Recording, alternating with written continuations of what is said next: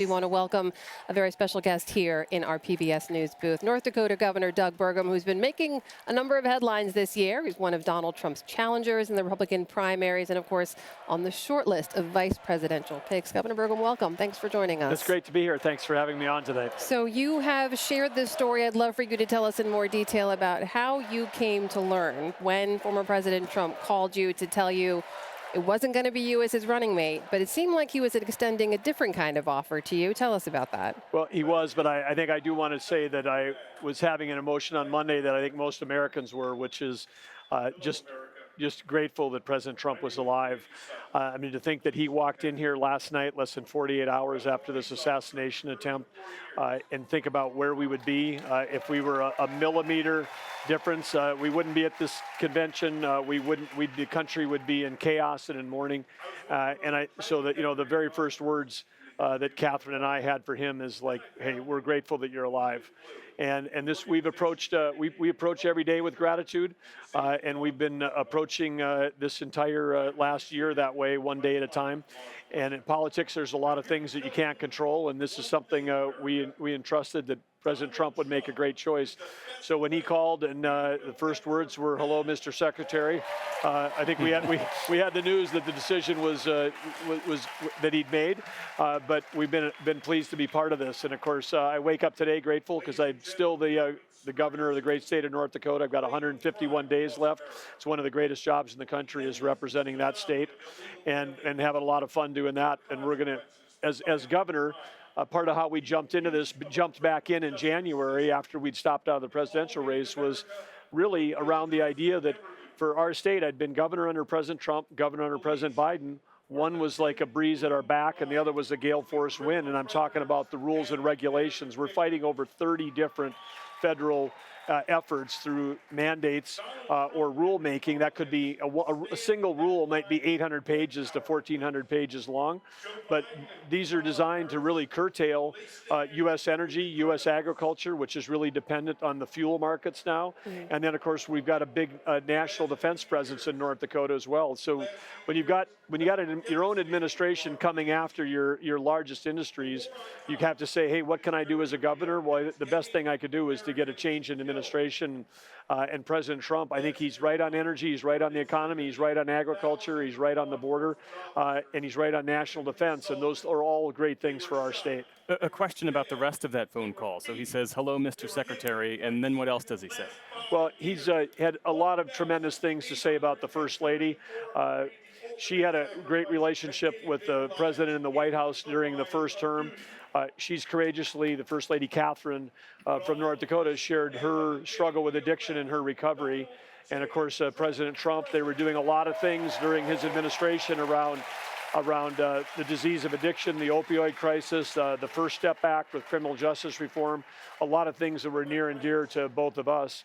And from that relationship that she had with the Trump family, then that picked up again in January when we started spending time with him. And of course, President Trump has shared that he lost his own brother to the disease of addiction. And I think it's like every family. There's hardly any family in America that hasn't been touched by it. And so in the call, a short call, but he just said, hey, I've got to tell you, you and Catherine have been terrific. And so he expressed a lot of gratitude and appreciation for what we do, and he said it from the stage before that he thinks there'll be a role for us in the future, and but there's going to be no roles for any cabinet leaders unless he's elected. So would you serve in the cabinet? Where do you think you could add the greatest value? Well, I think we got to get him elected first. Everything else is hypothetical before that. So that's what our focus would be right now. But I think for me, as a private sector guy, I would want to go either in the private sector or back in the public sector where you can have the most impact. And one thing that I would say is that having spent most of my career in technology, I think we're all underestimating the impact of AI that it's going to have on government and the needs that we have. We have 10 million jobs available in America, and just like at the federal level in North Dakota, a lot of the tail end of the baby boomers are retiring, and the way we're set up, we can't even get the jobs. You can't even fill the jobs when they come open for government jobs.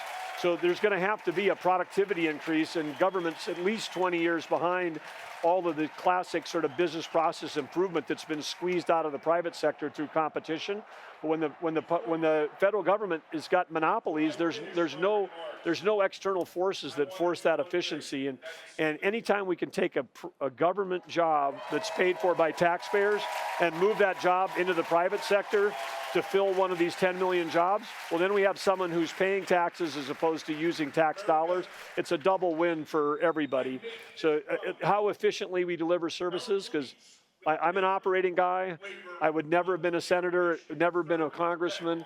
My whole life, I've run stuff, and there's a way to run government. We've done it in North Dakota where we can do things more efficiently, and that's why we've been able to actually lower the cost of government, have big tax relief across the state. And now in North Dakota, we got the highest GDP growth of any state in the nation. We have the lowest unemployment, the highest workforce participation. And this is in spite of the wind in our face on all the rules and regulations that are slowing down agriculture and energy. So I think we know how to make it work. Governor, I'll just say, I know what we always appreciate is we can always count on a substantive policy conversation with you. Yeah. But Ken, if I can turn you to politics for just a moment, because you mentioned you have to get this ticket elected Yes. before you have to make some decision Yeah. about joining an administration or not potentially. The decision to add JD Vance to the ticket doesn't necessarily expand the appeal in any way. I just wonder what you think the argument is to former Haley supporters, for example, people who wanted a more moderate approach or looking for that here. What would you tell them now? Well, I think what you're seeing here and what you've seen in the campaign, what you see show up at the rallies, I've been asked, like when I was with President Trump in New Jersey, and you've got throngs of people that are out there in the crowd, and people said, what was the demographic of the people that were there? And I said the demographic was people who get a paycheck. I mean, these are working Americans. They could be former Democrats, independents, Republicans, young, old families. But if you're someone who gets a paycheck, that paycheck is not making it to the end of the month. And we've got a big swath of this country, like half, that has no savings. But you're talking about folks who are already showing up to the rallies, right? I'm asking you about the folks who've been sitting at home skeptical about former President Trump as a candidate, and maybe more skeptical now with someone who basically echoes his message in JD Vance. What would you say to that? Well, I think the JD Vance selection was very strategic. You got someone who's got small town roots. He's got an incredible personal story of hardship, including economic hardship, that can relate to a lot of Americans. And then he also is adjacent to Wisconsin, Michigan, and Pennsylvania, three states that President Trump has to win to get back to the White House. So I think strategically, they've already been reports today, they're going to use him heavily in those states. And I think that, again, connecting with working class people of all, independent Republican Democrats, because President Trump's policies actually are very good for them. They were good for them when he was in office. They'll be good again. And I think they're going to be a powerful team. The Trump path to 270 electoral votes, that goes through the blue wall? Because that's what the Biden campaign, they're focusing on those same states. Absolutely, and it's going to be a battle. But you heard Tom Emmer here tonight from Minnesota, a neighbor to North Dakota. I mean, I look at that state, and of course you've got every rural county is going to vote red. I mean, rural Minnesota is Trump country, just like North Dakota is. So as it is. And we know this in these swing states, it's going to come down to about 19 counties. And in those 19 counties, there's people that voted for Trump in 2016. Those same households voted for Biden in 2020. Who are they going to vote for in 2024? Those are the people that are going to decide. But in the end of the day, I think all of you have got the experience. The economy often carries the day, not rhetoric, not ideology. People vote with their pocketbook, and I think that's going to be favoring President Trump's policies this fall.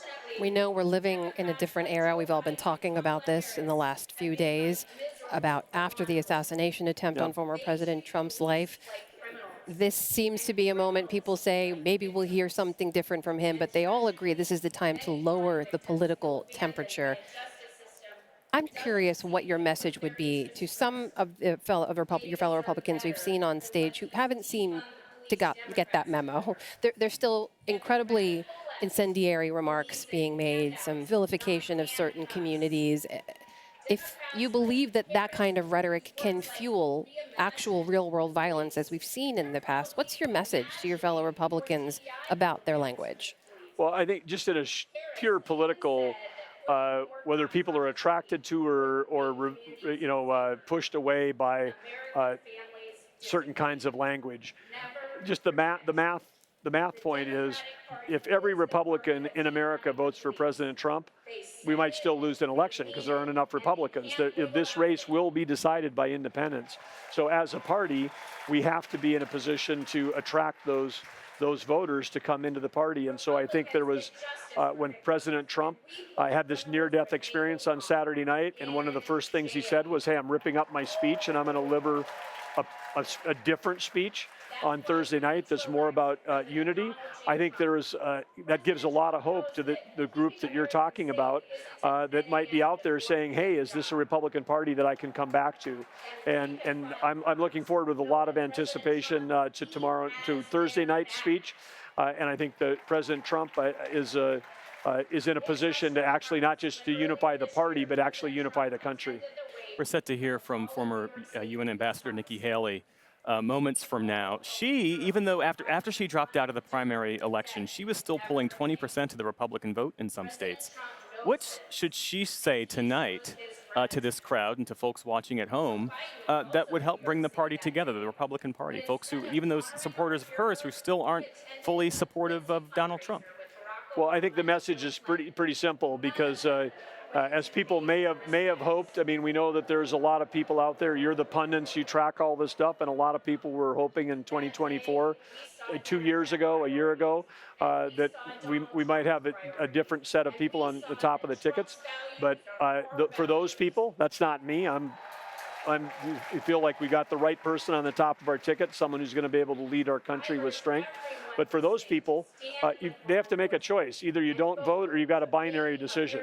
And you're going to be voting for one party or the other. And which vision of the party, which vision of the administration do you believe in?